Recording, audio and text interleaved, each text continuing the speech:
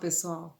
Na aula de ciências de hoje, nós vamos falar sobre o suor, essa forma que o nosso corpo encontra para eliminar líquidos e controlar a temperatura do corpo, ok? Sugiro que vocês peguem um livro, acompanhem com um marca-texto e grifem os pontos importantes, como a prof vai fazer e vocês vão acompanhando. Vamos lá? Muito bem, pessoal. O livro nos mostra, então, qual é a função do suor, né? O suor, também conhecido como a transpiração da nossa pele, ele acontece para que o organismo elimine o excesso de calor do corpo, certo? Quando a nossa temperatura sobe, uma forma de controlar essa temperatura mais alta é a transpiração. A média de temperatura do corpo humano ocorre por volta dos 36 graus e meio, né? Um corpo saudável. E acima disso, o corpo começa a transpirar. Então, para que a temperatura não se eleve, iniciamos a transpiração. Como que ela acontece? O suor é um líquido formado por água e sais minerais. Então, vamos grifar lá pelo que ele é formado. E ele é produzido pelas glândulas sudoríferas. Nós já vimos um pouquinho sobre elas, né? Que elas se localizam na pele, que é a derme, a camada secundária da pele, e elas são controladas pelo nosso sistema nervoso. O que é o sistema nervoso, galera? O cérebro, certo? Então, quando a temperatura começa a aumentar muito, porque nós realizamos alguma atividade física, ou porque a temperatura do ambiente está elevada, ou porque nós estamos com excesso de roupa, os nervos enviam uma mensagem, né? Aqueles nervos são sensoriais, são receptores sensoriais, enviam uma mensagem para o cérebro e nós começamos a produzir o suor, começamos a transpirar. Além dessas causas aqui que nós colocamos, que são as atividades físicas, a temperatura do ambiente ou uma roupa mais quente, ela também está ligada ao emocional. Nós suamos quando ficamos nervosos, né? Isso já aconteceu com vocês? Muito bem. Então, ali lembramos que a derme é a camada da pele onde estão os nossos vasos sanguíneos e as glândulas sudoríferas. Nós vimos isso no capítulo anterior.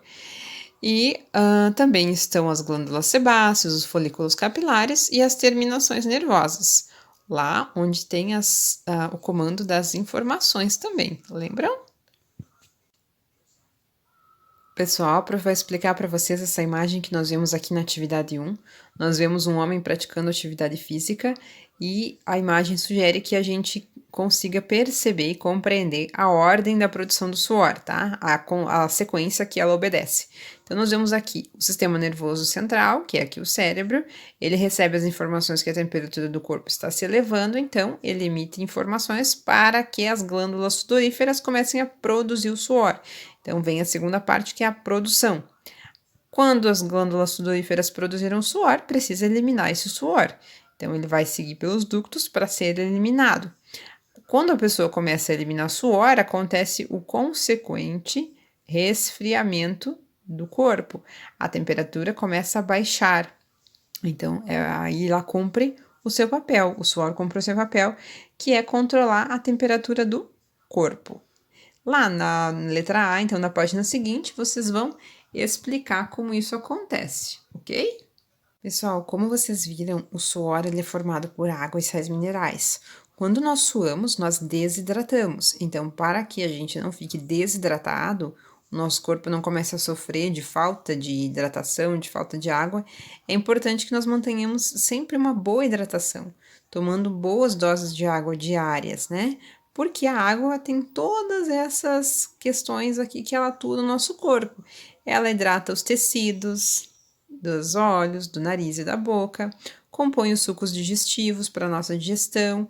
Na eliminação por meio das fezes e da urina, nós precisamos ter água, senão nós não conseguimos formar tudo isso e eliminar com eficácia. A regulação da temperatura do nosso corpo, o transporte de nutrientes entre as células ou para as células e de um órgão para o outro, e a lubrificação dos nossos órgãos e das nossas articulações. Então, ela é vital para a nossa sobrevivência, ok? Pessoal, como o nosso corpo é um grande organismo, ele também abriga outros micro-organismos, entre eles os fungos e as bactérias. E os fungos e as bactérias podem viver muito felizes se proliferarem na nossa pele, se eles encontrarem nela condições para isso, né? Eles encontram a temperatura, a presença de alimento, de água. Para isso, nós precisamos cuidar da higiene da nossa pele. Então, quem pode viver na nossa pele? Os fungos e as bactérias. Para isso, o que nós temos que controlar?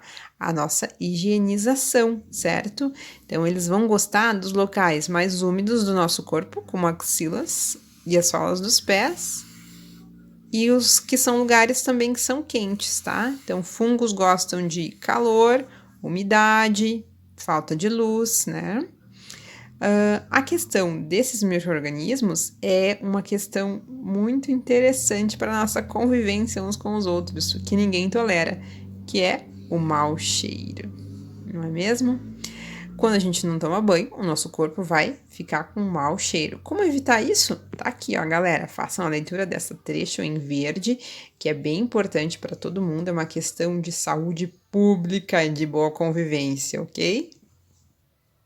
Os fungos também provocam doenças na pele. Essas doenças são conhecidas como micoses, certo? São doenças dermatológicas. A pele, o couro cabeludo, as unhas são ambientes favoráveis para que os fungos acabam crescendo. E eles se reproduzem e desenvolvem micoses nessas áreas. Então, aqui nós temos, olha, regiões onde facilmente as pessoas têm problemas de pele, no couro cabeludo, no pescoço, nas axilas, no abdômen, onde as pessoas suam muito, nas virilhas, a questão entre os dedos do pé. Lembram da queratina, uma substância da pele? Então, elas acabam servindo de alimento para esses fungos, né? Eles são muito espertos, eles vão lá e sempre acham alguma coisa para se alimentar. Como evitar? Aqui estão uma série de dicas para evitar as doenças de pele, ok? Façam uma boa leitura e um bom aproveitamento dessas dicas. Para responder à atividade 3, que inicia na página 297, eu sugiro que vocês façam uma pesquisa. Respondam no livro, vai ser bem interessante e bem proveitoso, ok? A1, A2, A3 e A4. O em casa, que seria o nosso tema, vocês podem fazer com o material que vocês têm no livro. Bom trabalho!